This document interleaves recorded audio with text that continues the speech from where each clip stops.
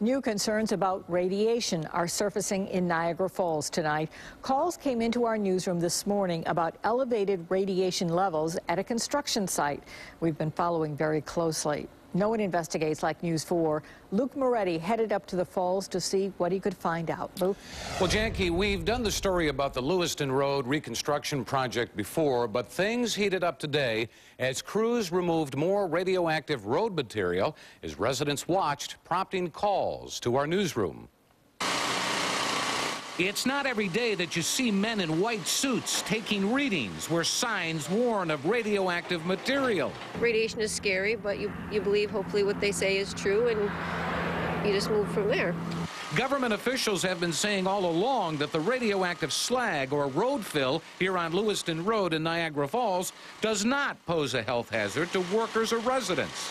Niagara Falls Assemblyman John Soretto, in a letter to the State Department of Environmental Conservation, is asking the agency to meet with residents, saying they deserve concrete answers. Do you believe it when they say it's safe?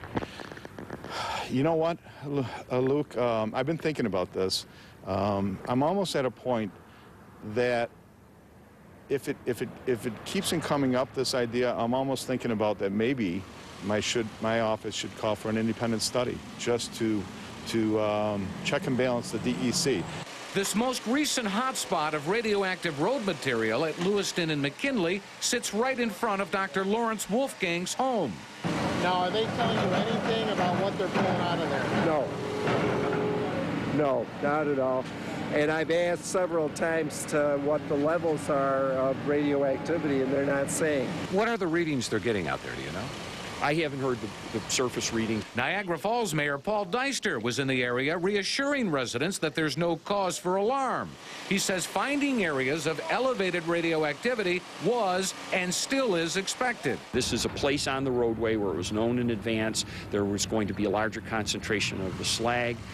Some precautions were taken when they opened up that section of the road. Now, government officials have said that the slag originated from industrial processes decades ago.